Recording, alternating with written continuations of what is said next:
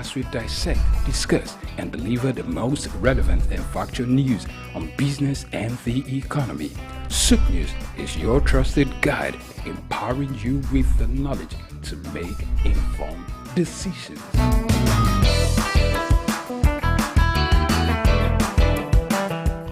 We've got just what you need right here at Femi Wash Media. Call it the Midas Touch, and you wouldn't be wrong. Let us record, produce, mix, and master your audio like nobody does. Reach us on our contact today for the best quality job.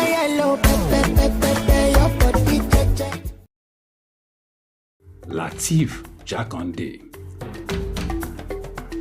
Born Lateef Kayode Jakande in the Ekpetedo area of Lagos Island, Lagos State on July 1929. He studied at the Lagos Public School at Enowa, Lagos Island, then at Bonham Memorial Methodist School, Port Harcourt, King's College, enrolled at Ilesha Grammar School, where he edited a literary paper called The Quarterly Mirror. Jakande began a career in journalism in 1949 with a daily service and joined the Nigerian Tribune in 1953. The owner, Chief Obafemi Awolowo, appointed Jakande editor-in-chief of the Tribune in 1956. Jakande established John West Publications in 1975 after leaving Tribune and began to publish the Lagos News. He served as the first president of the Newspaper Proprietors Association of Nigeria, NPAN. Jakande ran for election as executive governor of Lagos State in 1979 on the Unity Party of Nigeria platform. His administration was effective and open and implemented the cardinal policies of his party. He introduced housing and educational programs targeting the poor, building new neighborhood primary and secondary schools, and providing free primary and secondary education. He gave poor people's children education, and many of them are now very prominent in the society today. Jakande established the Lagos State University and constructed over 30,000 housing units. After the military takeover in 1983, Jakande was charged, prosecuted, and convicted of treason and later pardoned. He served as Minister of Works under the Sani Abacha military regime. He died in Lagos on February 11, 2021. Lateef Jakande was the first civilian governor of Lagos State. Lateef Kayode Jakande. Souk Enlightenment. My name is Dr. Agility Obi. My name is Etemere Glover. Naomi, well done, and shout out to Souk News. Shout out to Souk News. I want to encourage everyone to keep watching Souk News. Shout out to Souk News, and yes, tune into them. Keep watching Souk News. They are one in town. Hey, we're watching Souk News. Keep watching Souk News. Keep watching Souk News. Catch them on YouTube and all social media channels. Hey, my name is Frank Edowo, and I'm imploring you. No, forget that. I am forcing you, coercing you to always stay tuned to Souk News for your news requirements. Tafawa Balewa Square, TBS. Tafawa Balewa Square was initially used as a horsing ground called Lagos Race Course. The edifice was constructed by General Yakubu Gowon in 1972 and named after Nigeria's first Prime Minister, Sir Tafawa Balewa. Tafawa Balewa Square is located at 45/57 Marse Bangboshe Street on Lagos Island, Lagos, and referred to as TBS. TBS is a 50,000-seater capacity venue and houses the Remembrance Arcade, the 26-story Independence House, which at a time was the country's tallest building.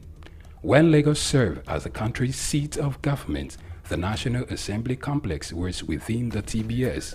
Also in the square are the National Broadcasting Commission Office, the Nigerian Hydrological Services Agency Office, shopping centers, travel agencies, restaurants, car parking lots, and a bus terminal. Tafawa Balewa Square is adorned with beautiful statues of white horses and red eagles, symbols of strength and dignity. Our historic neighbors include the King's College and the Holy Cross Cathedral. Tafawa Balewa Square hosted some of the country's memorable events, such as the Independence Day in 1960, when Nigeria gained independence from Britain, the Armed Forces Remembrance Day, which is celebrated annually on January 15. The edifice is a national cultural asset. Tafawa Balewa Square. Souk Enlightenment. My name is Veronica Nkechi Eze. Charles Abana. My name is Professor Martins Emeje. Professor Sylvester Odion Akaine. Keep watching Souk News TV. The best news channel online. It's elevating, it's enlightening, it's educating. Muhammad Ali found this route in Africa. Rumble in the jungle. I swear the king is humble. Jesse Jackson, O.J. Simpson, this is black history. Andrew Young visit Africa in the late 60s. Legend, Bob Marley make the light different. Martin Luther King and Malcolm X are big names. They fought for black Americans in the old days. We need the same revolution in our own ways. Michael Jackson, Janet Jackson, Mr. Jay-Z, Snoop Dogg, Dr. Dre and Eddie Murphy. American prosperity ain't complete with African poverty. It's legendary Idris Abdul Karim, and you are on to Souk News. The National Theatre, Igomu, built during the military regime of Olusegun Obasanjo and finished in the time for the Second World Festival of Black Arts and Culture, FESTAC, in 1977. The theatre holds amazing treasures and memories. The artworks fill everyone with pride. The National Arts Theatre is visible from the motorway which connects Lagos Island and the mainland. The National Theatre is packed with the artworks of legendary contemporary Nigerian artists, stained glass walls by Yusuf Grillo, sculptures and murals by Lamidi Fakeye, Erabo Emopai, and many others. It was put to full use for a month as one of the 4 venues of the Second World Black and African Festival of Arts and Culture, tagged FESTAC 77. The complex hosted 16,000 participants from 56 African countries and the diaspora in an unprecedented showcase of African music, fine art, literature, drama, dance, and religion. The National Art Theatre was built and designed by Techno Experts Troll, a Bulgarian company mirroring the Palace of Culture and Sports in Varna, Bulgaria. Completed in 1976, the building is one of the largest and most beautiful of its kind on the African continent. It consists of a central hall with 5,000 seats, a collapsible stage that can be quickly rebuilt, a conference hall with 1,600 seats, 2 large exhibition halls, and 2 cinemas with 800 seats each. The theater complex has a dressing room for artists, a garage, offices, coffee bars, and a buffet. It has indoor TV and radio systems, as well as booths with facilities for simultaneous translation of languages and hectares of lush green lawn around. The majestic structure sits in Igomu like a quiet mountain, mesmerizing visitors and passers-by. The National Theatre. Souk Enlightenment.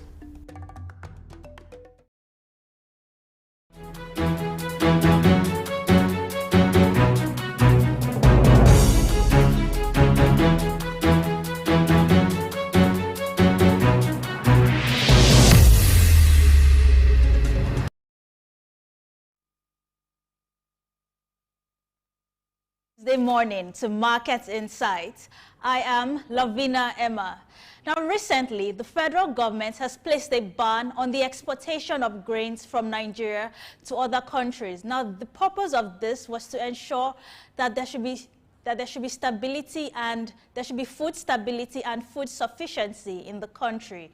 So, items like rice, beans, grains like millet, sorghum. All these items have been banned because the federal government wants to ensure that there should be food sufficiency within the country.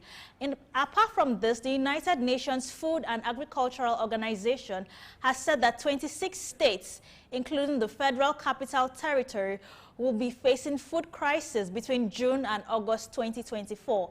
So to forestall these types of issues, the federal government gave a directive to the Comptroller General of the Nigerian Customs Service. Okay, let's take a short break right now. We'll be back shortly.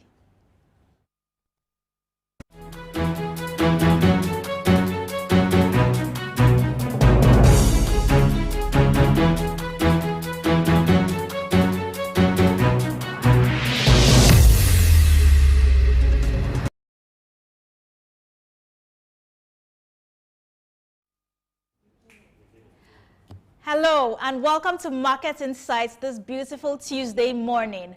I am Lovina Emma. Recently, the federal government of Nigeria has placed a ban on the exportation of grains from Nigeria to other countries. The purpose of this was to ensure food stability and food sufficiency in the country. In addition, the United Nations Food and Agricultural Organization has said that 26 states, including the Federal Capital Territory, will be in the food crisis situation between June and August 2024. So to forestall these issues from happening, the federal government wants to ensure that there's food in the country. So grains like rice, beans, millet, sorghum, maize have been banned for exportation until there's food sufficiency in Nigeria. In addition, the federal government directed the Comptroller General of Nigerian Customs Service, Bashir Adeniyi, to put all his men on standby and ensure that the instructions given by the presidency to the effect carried out also. So on today's show, to discuss how this ban can help Nigerians and also how we can improve on our local production, I'll be talking with a guest on these issues and so much more. So my guest will be joining me via Zoom. So join us after the break.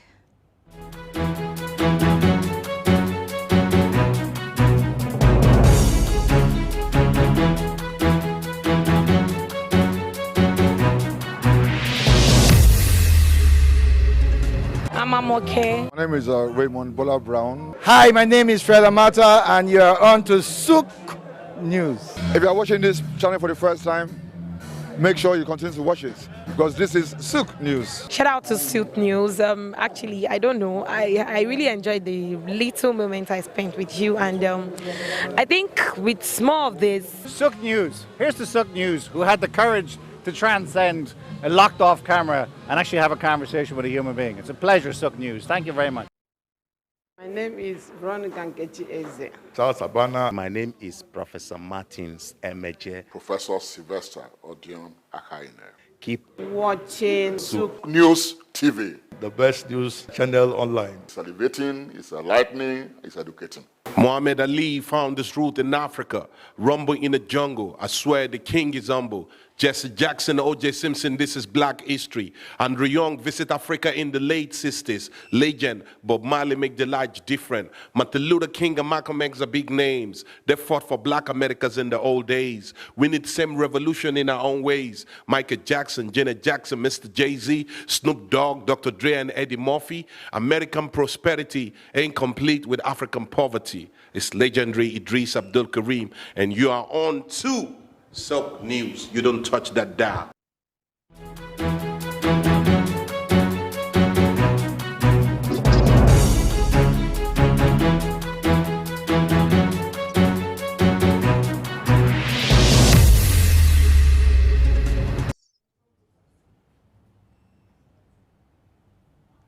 Welcome back from the break. So I said earlier on that the federal government put a ban on grains so that cannot be exported from Nigeria. This was to help solve our food sufficiency or our food insufficiency problem at the moment. This is a temporary ban. Once we are able to improve on our local production, this situation will be completely reversed, hopefully. So to discuss these issues with me, I have a guest joining me via Zoom. That is, his name is Prince Joel Bisong. He is the co-founder of GML Farm. So welcome to Market Insight, Prince Joel Bisong. Thank you very much. It's good to be on set with you this morning. Thank you for joining us this morning. So, I believe you could hear me clearly. I'm sure you heard about the ban that was placed on the exportation of grains recently, and how this is going to affect us in Nigeria. Actually, grains like rice, sorghum, millets, maize, to ensure that we have enough food in Nigeria before we start exporting to other countries. So I just want to delve into this matter further, actually. So we know that farmers are in charge of actually growing these products and harvesting them. How do we sufficiently improve on our local production to ensure that these items are grown in larger quantities and being able to sold to the end consumers in larger quantities than what we're currently operating at right now? Because, as you know, the United Nations Food and Agricultural Organization recently predicted that 26 states will be affected by a food crisis situation between June and August this year. So how do we, to forestall this kind of thing from happening, what measures should we put in place to improve on our local food production?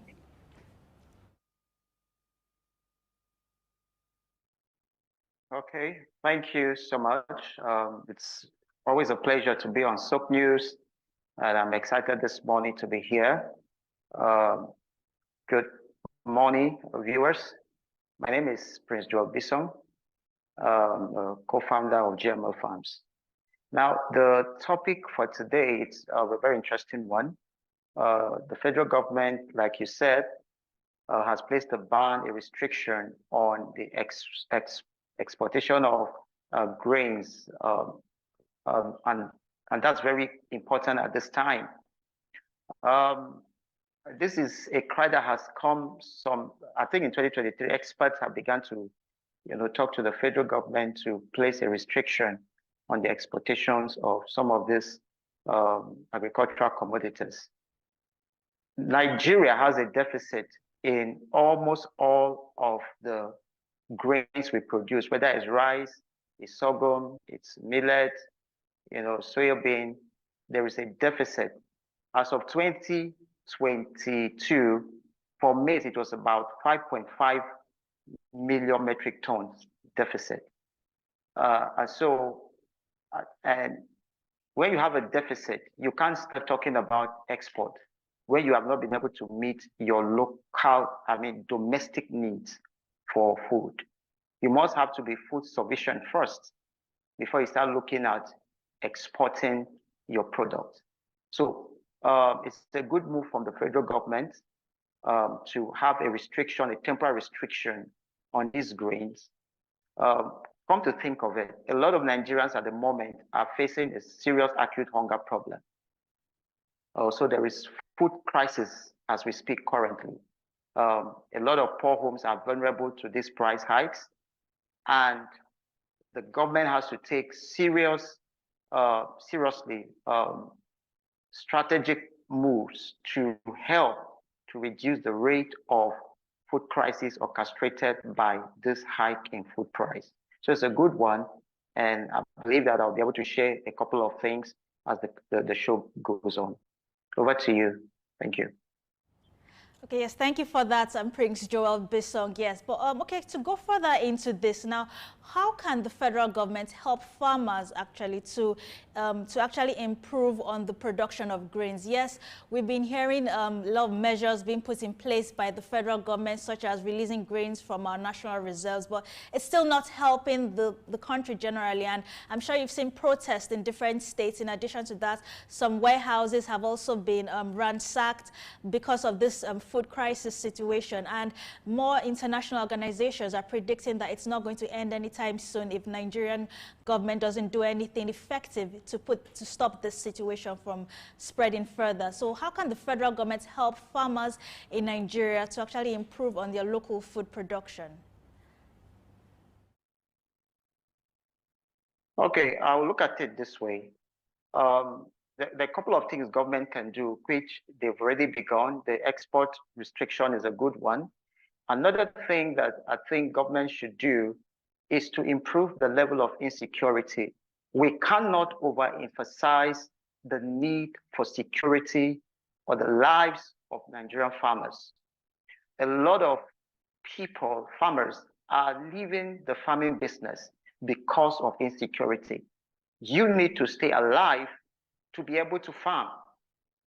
Farmers are farming under high insecurity problems. And so government has to pay critical attention in this area, guarantee the safety of the farmers. You know, another thing is provision of infrastructure. The road networks are very poor, especially in those rural areas. Now, the logistics of moving your product from the farm gate to the market is very cumbersome to a lot of farmers. And this is what makes them vulnerable to middlemen, because they cannot move their products from point A to point B because of the high cost in logistics. Another thing that has also government needs to tweak a little is the hike in the fuel pump price of our fuel. You saw that as soon as subsidy was removed, prices of food kept skyrocketing. So government has to look at alternative energy source that will bring down the cost of transportation, logistic in that value chain. And then lastly, there's something I want to say is called the market management policy, where government uses administrative orders to put a price, a price benchmark on agro commodities. It is not supposed to be for such a long time, but it's a temporal measure. Okay, so there is a price, benchmark where you can sell, and that price is controlled by the government. So these are things the government can do at the moment as immediate measures to help, solve this situation. Over to you now. Okay, thank you for that. So you're also recommending a fixed price for our food items, like this could actually help to curb, in addition to this food items not being sufficiently enough when they're available. You believe a fixed price on these grains can help also to ensure that the products get to the consumers? Yeah, are you recommending a government fixed price? That's very important. That's very important. Yes. Yes. So if you look at the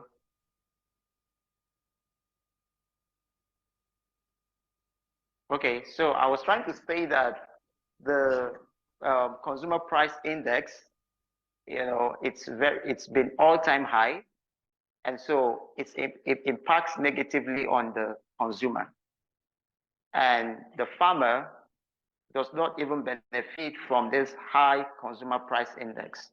So if the federal government steps in and regulate the prices, then the end consumer is able to buy, and then that margin is transmitted to the farmer. So this is very important. A lot of people have said putting the price limit will shut down competition, but this is just a temporary measure. It's not supposed to last for such a long time. It's going to be like a temporary measure until we're able to get ourselves back on the food sufficiency. Over to you. Thank you for that, Prince Joel Bisong. Okay, so I'm quite sure, okay, yes, there's a particular situation that I have observed, actually. A significant portion of Nigeria's agricultural produce, sometimes when these goods are being transported by road from one state to another, from one part of the country to another, we have issues of the products getting spoiled, whether it's tomatoes or it's vegetables or it's grains. Either it gets spoiled before it reaches in Nigeria, in fact, globally. So this is very important. If we could manage our post-harvest losses, it's going to go a long way to improve our food security. In fact, the FAO has, one of the key components for food management was how effective is your waste management. So we have what we call zero waste. There cannot be waste and there cannot be losses. Waste is what is lost at home, at the household level. There is waste at the household level, and there is waste at the farm gate or on transit. So the waste at the farm gate they are all temp losses, while that at the household level where people buy food and they're not able to consume and it goes bad is considered as waste. So the government can also help, especially for farmers who are producing perishable goods. Perishable goods like vegetables, tomatoes that get bad very soon. One of the things we did as a farming group was the fact that for our tomato, we did what we call hybrid seeds. And these hybrid seeds, they are not GMOs per se, but they have resistance to temperature and to going bad as soon as they are produced. So you see that a tomato fruit can be able to last for at least 2 weeks before it goes bad. So we had that tomato produced.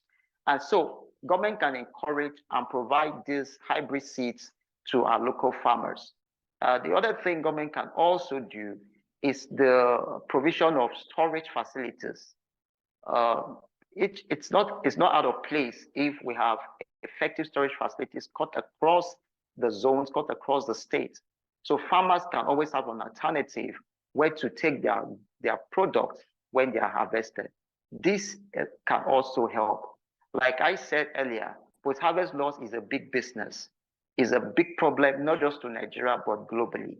And so we need to innovate around this, have good conversations around this, engage the farmers, engage the middlemen and all the stakeholders, and to think of cost-effective means for which they can handle this problem.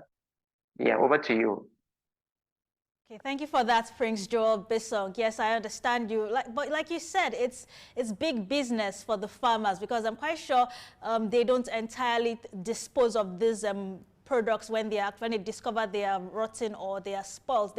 These items can be used as manure for other people's farmlands also. It doesn't have to be discarded completely. So I'm sure in situations like this, they could be sold as maybe waste for maybe a manufacturing industry or maybe to another farmer for manure. Before you begin to consider them transiting from their local intelligence to ICT compliance.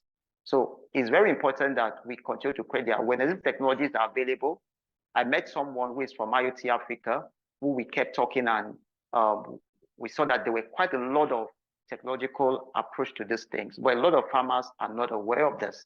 So we are looking at more extension service, more awareness, more penetration, conversations around some of this technology that's available in the language the farmers can understand. Sometimes we can even transcribe these things in the various languages and then talk to their pastors, talk to their imams, go to their traditional rulers, put the people together, have these conversations around them. That way, you are able to, there's a communication, effective communication, and the farmers know what's available and what they can use. So I think this will also go a long way to help. Yeah, thank you. Okay, thank you for that, Prince Joel Bissong. So let's take a short break right now. When we get back, we're going to still discuss further with Prince Joel Bissong. Stay tuned.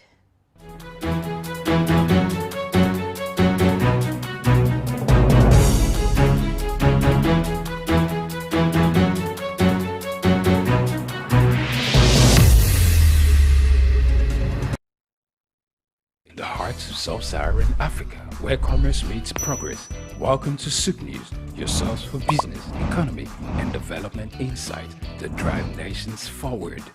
From the vibrant streets of Lagos, Africa's fastest economic hub, Souk News takes you on a journey of discovery, analyzing and reporting the facts that lay the foundation for growth and development. We don't just report the news, we create it.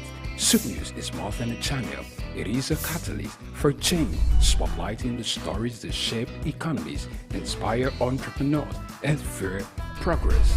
Covering business, finance, technology, energy, and many more, Souk News provides a daily deep dive into the stories that matter, interviews with industry titans, and analysis that empowers your understanding of economic landscape. Join us daily as we dissect, discuss, and deliver the most relevant and factual news on business and the economy.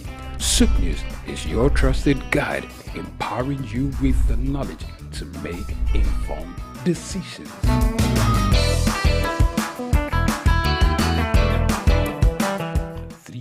men.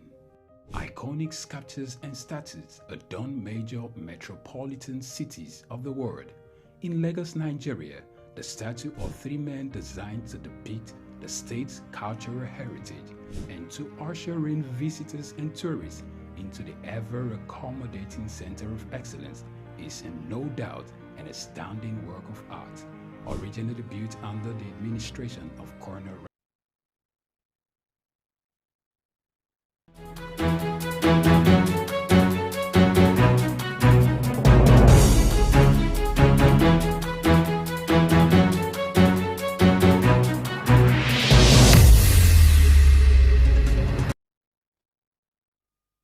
Welcome back. So I'm still discussing with my guest, Prince Joel Bisong, on the impacts of the ban of grain exportation from Nigeria. So going further, Mr. Bisong, now how effective do you think this ban on the exportation of grains will help to solve this current food crisis we have in Nigeria in terms of the available food items not reaching the consumers? Do you really think this ban on exportation of grains will be effective to solve this situation? Okay, so we have our doubts if this is going to be an effective strategy, because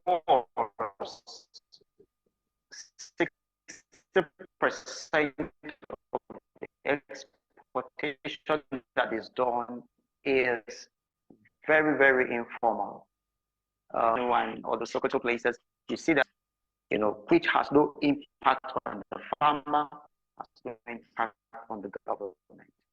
So over 60% of the export is done illegally. And so these guys will stop at nothing to still move this product out of the country. So this is big business for them. So the federal government has to, beyond the policy, have the political will to be able to bring these players to book. When you do export, who is the chief beneficiary? Of course, it's not the farmer. It's not the local consumer. There are some set of persons who we call middlemen they've been very helpful, but at this time, they are the chief beneficiaries of this hiking prices. And so I think that the federal government needs to do much more than policy. They must insist on compliance, and they must enforce compliance because these guys have been in this business for a long time and they are good at it. They just come, buy very cheap from the farmer, exploit the farmers, and then take these products abroad and make huge profits. And that money goes directly into their pockets. So this has been the case. The federal government, if it's very, very serious about food security, meeting local sufficiency, then they must insist on compliance, enforce the rules, strengthen the borders, especially from that northern area of Nigeria. These places must come under very high surveillance to be able to check the incidence of illegal exportation of our grains to other countries. Yes, okay. Thank you for that, Mr. Bisong. Over to you. Prince Joel Bisong, yes. Okay, yes, and I'm sure you also heard that the federal government has directed the Controller General of the Customs Service to put a lot of customs men at different borders all over the country to actually forestall any smugglers or anybody trying to export grains from the country. So what other measures do you think the Nigerian government can put in place to address the food crisis situation in Nigeria? Apart from, yes, we've currently put a ban on exportation of grains, but what other measures do you think will be very effective to help us with this food crisis situation? Okay.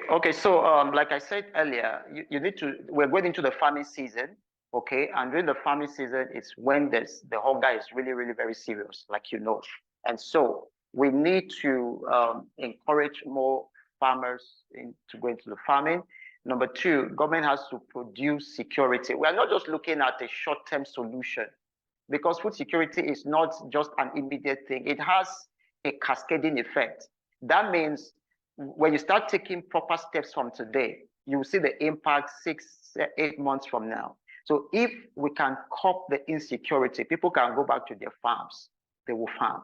And then they can also, what they call removal of value-added tax on food commodities, that the food prices can also come down.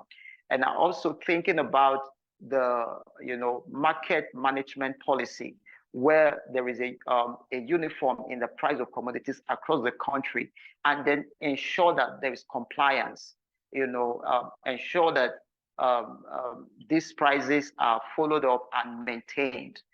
This will help the government. Then transportation has become a very big issue, impacting on high prices of food. The federal government has the power to work on the infrastructure, especially effective road networks. This has to be put in place. Come to think of it, you go to other African countries like Ghana, you go to Kenya, you go to even a place like Uganda, you see that their road network is super. It's working. And so a farmer can move from point A to point B without hassle. This brings down the cost of production to about 40%. Effective road network to about 40%. So these are the things government can do. Like you said, a lot of waste happens, and the farmers can convert them into money and all of that. That's a very good one. So the private sector, government can encourage the private sector to come into the space, where there is waste, they're able to convert them into energy, to manure, and all of this stuff. So there's just so much the government can do. Countries are coming out of food security. Ghana is coming out. Kenya is doing the same thing. So Nigeria can be food sufficient. It can be production. It's group we have the population, and so this is important. It can be done.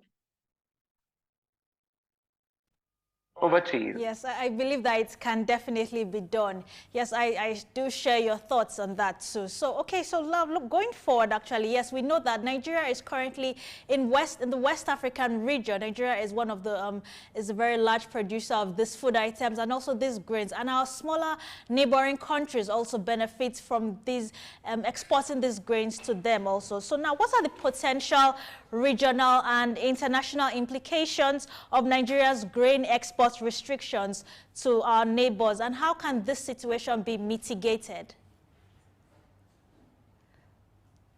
Okay, so when India did that to us, I think in 2023, there was a ban in India for exportation of rice, the ballistic rice. You discovered that most of our companies here in Nigeria suffered. There was closure of companies because they couldn't access sufficient rice. So these things are bound to happen.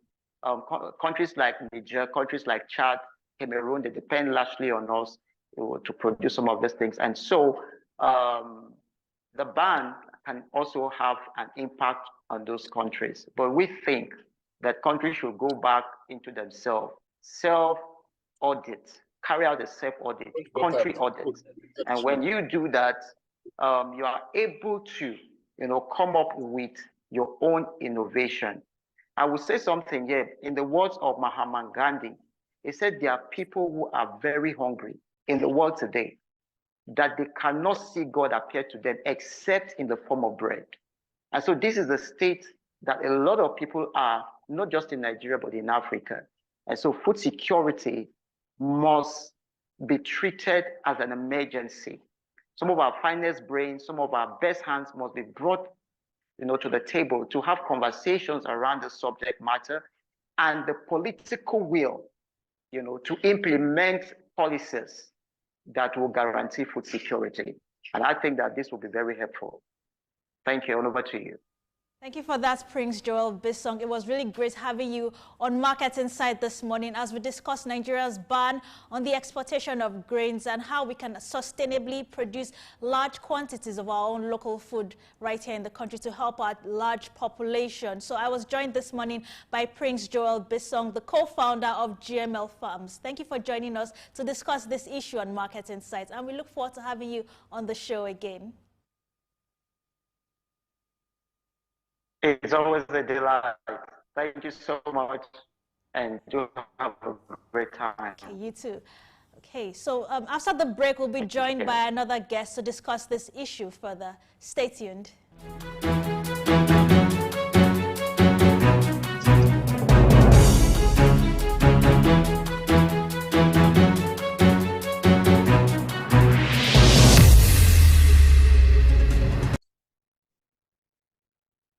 The National Theatre, Igomu,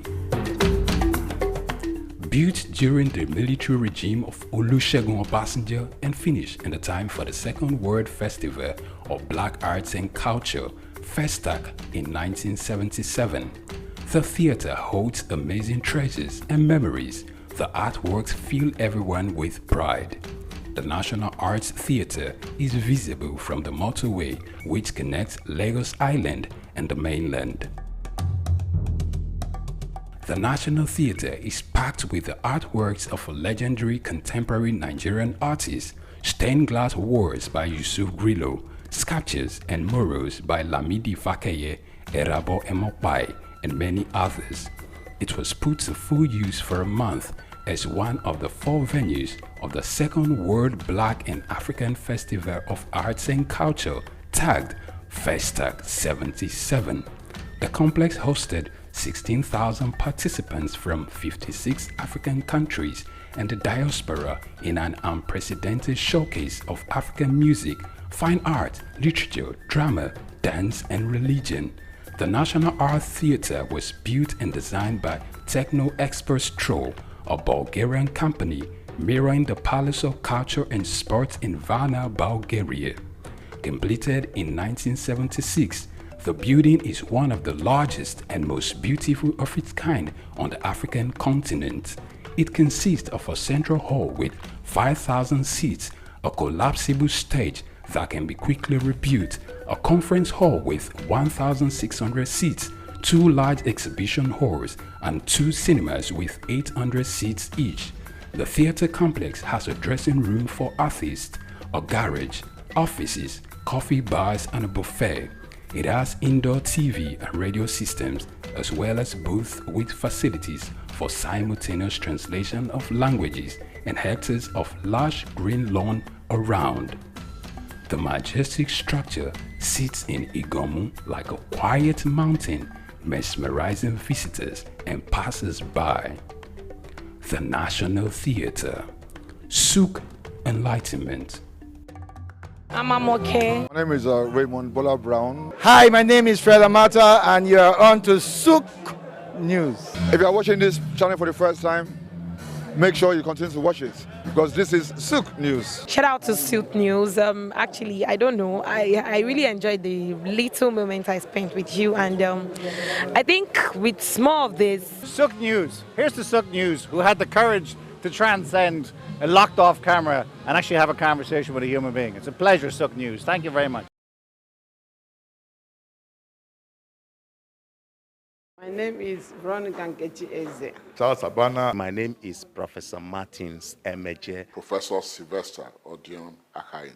Keep watching Souk News TV. The best news channel online. It's elevating, it's enlightening, it's educating. Muhammad Ali found this route in Africa, rumble in the jungle. I swear the king is humble. Jesse Jackson, O.J. Simpson, this is black history. Andrew Young visit Africa in the late 60s. Legend, Bob Marley make the light different. Martin Luther King and Malcolm X are big names. They fought for black Americans in the old days. We need same revolution in our own ways. Michael Jackson, Janet Jackson, Mr. Jay-Z, Snoop Dogg, Dr. Dre and Eddie Murphy. American prosperity ain't complete with African poverty. It's legendary Idris Abdul Karim, and you are on to Souk News. You don't talk.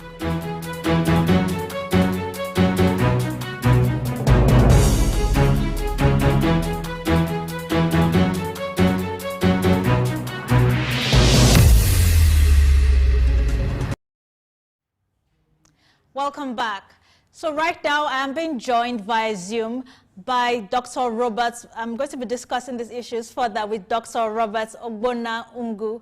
He is the special advisor to the Honorable Minister of Innovation, Science and Technology. Welcome to Market Insight, Dr. Roberts Ogbonna Ungu.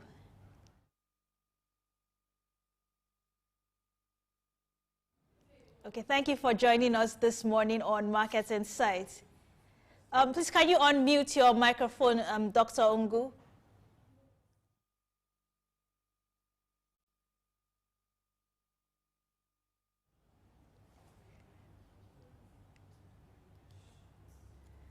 Okay, so we'll be joined shortly. We'll be discussing further with Dr. Robert Ogbonna Ungu. He is the current special advisor to the Honorable Minister of Science, Technology and Innovation. Welcome to Market Insight, Dr. Robert Ogbonna Ungu. Thank you for having me On the show this morning. So we're discussing Nigeria's ban on food exportation to help us to sufficiently feed our own local population very well before we start exporting our grains, particularly food items like rice, like beans, like sorghum, millets, those grains in particular. These grains it's been difficult for them to get to the end consumers. So I wanted to ask you, how has the Ministry of Science and Technology been able to partner with farmers to improve agriculture in Nigeria? Well, we have used one of our agencies, the biotechnology. We're using biotechnology to improve the kind of seedlings you have for farmers. Right now, we're in the month of March. For the first time, we're going to release a commercial variant of what you call telemaize. Telemaize would allow farmers to have, let me give you an example. Previously, no matter how good you are in Nigeria, and you're growing maize, most times your harvest is going to be maybe 2 metric tons per hectare, or maybe 3 metric tons if you're so wonderful. But right now, with this new variant that we're going to introduce into the market this March, you're going to be having 50 to 20 metric tons per hectare. So, and this seedling is also drought resistant, and also it is pest resistant. So by this time next year, we're not going to have problem with maize. But your question about the other crops where there's a ban on exportation, I think is the right call in the right time, because even before now, because of the way the country is laid out, and because we don't have a rail network intact, and so you have people who their job every day is to buy goods cheap from the farmers, and then they take it down to the south or other parts of Nigeria and sell it more expensive. And now, this is why the price of goods are kind of different places around the country. And now, exportation is a different introduction, because now, not only that the food you have is not enough, because some of the farmers, not even the farmers are anxious to sell their product. But you have a lot of middlemen who go out of their way to store these products. They store it and wait for dry season to sell it. And so now you have them exporting it instead of moving it around the country. So it is the right time to make this call so that we can stop this exportation. But in order to do that, we have to be able to man our borders. You know, if our borders are porous, how are you going to stop these people from moving these products out of the country? So that's one of the things you have to look into as well. Okay, I understand what you're saying. Yes, improving our security. And also, yes, you also mentioned the use of creating pest-resistant crops, which is going to be very helpful to farmers. But how can we use technology to connect Nigerian farmers to markets, actually? Because in more in Western countries, in Europe and in America, they've actually been able to use drones and other technological means to connect farmers to the market in terms of also bringing their produce there and avoiding any middleman interaction. So how can we do that in Nigeria using technology to connect farmers to the market? Sorry, I couldn't hear you. Hello? Okay, I said, how can we use technology to connect Nigerian farmers to the market so that we can eliminate any middleman issue completely? Okay, that's a very good question. So what you have now, there's a lot of people coming up with, so these things present opportunities for people who are technologically inclined to start coming up with It's even some other guys I witnessed the other day. They're building drones that should be able to. We should be able to use drones to deliver goods and services across the country. Since we're having issues with rail for the meantime, and I know the government has a plan to do the rail network across the country. There's also talk about the coastal roads going from Lagos to Cross River. When all these things, all these infrastructures start getting into place, it's going to be helpful to begin to take care of these problems. Now, with the issue of, I know the government has a plan of coming up with commodity, we call it commodity, not association. Government has a plan to come up with commodity plan, whereby the government can buy off goods from farmers and then make it available, maybe in 774 local governments across the country, and sell it at a controlled price. When we begin to have these things in place, it's going to help to alleviate the food crisis. But most importantly, the reason why you also have food crisis is the issue of insecurity. People are not going to the farms to grow their food, and I know the government has a plan to have series of satellites and drones that will be able to help to keep this country secure. We need technology to keep the country secure, and until that happens, we're still going to be having the same problem. That's with us, Dr. Robert Ogbonna-Ungu. Yes, okay, just before you go, with increased technology, the adoption of technology by Nigerian farmers, how can we ensure equitable benefits for all stakeholders in the Nigerian agricultural sector? That's including for women farmers and also for smaller communities in the rural areas. How can we ensure that there's equitable benefits for all stakeholders in the agricultural sector? Well, most importantly, we must get the governors involved, the governors and the local government chairman, especially the local government chairman. Because right now, all eyes are usually at the center, the federal government. The federal government is too far away in Abuja for somebody who is in Gusau, for somebody who is in Abeokuta, for somebody who is in Choba, in Rivers. The federal government is too far away for them, but the local government is close home. So we must find a way to have the independence of the local government governance. Until you do that, we're going to continue having this problem because the money that goes to local government has become ATM for governance. We must stop that because local government should be able to grow, should be able to identify hectares and acres of land in their communities and do off-taking arrangements with their farmers in their area. When they have money available to them, they should be able to implement these plans. In this case, what we hear around the country is that the local government money comes in and they disappear. They get downloaded, they get offloaded. And until that happens, that's why you created the local government system, so that they will get closer to the people in the communities. So that's the reform. Local government reform is extremely important. These things are all interrelated. We must be aware of that.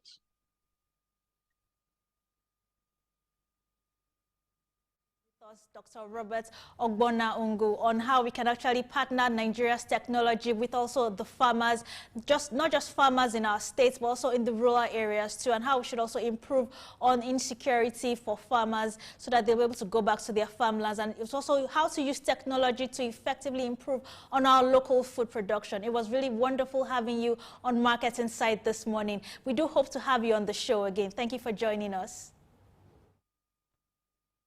Thank you very much. Nice talking to you. Okay, thank you for that.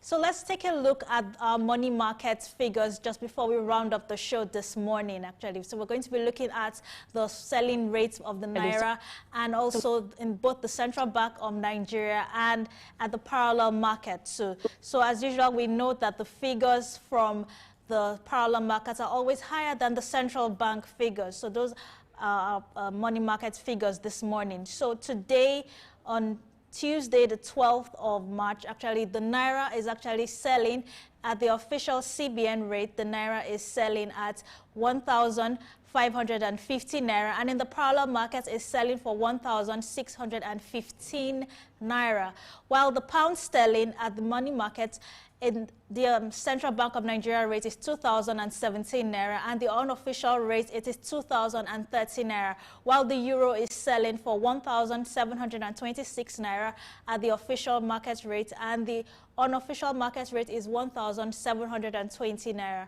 So those are our money market rates this morning, Tuesday, 12th of March.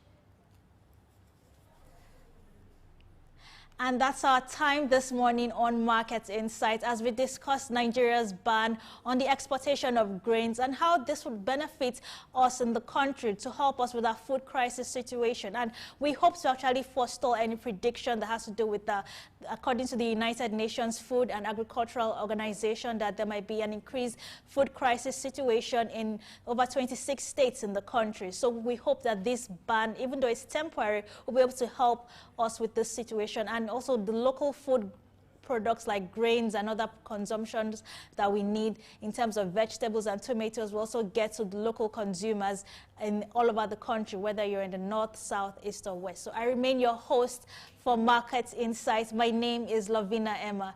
Stay tuned to our other programs on Souk News.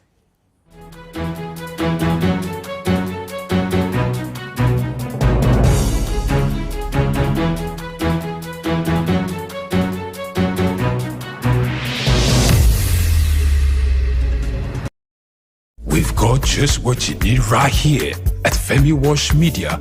Call it the Midas Touch and you wouldn't be wrong. Let us record, produce, mix and master your audio like nobody does.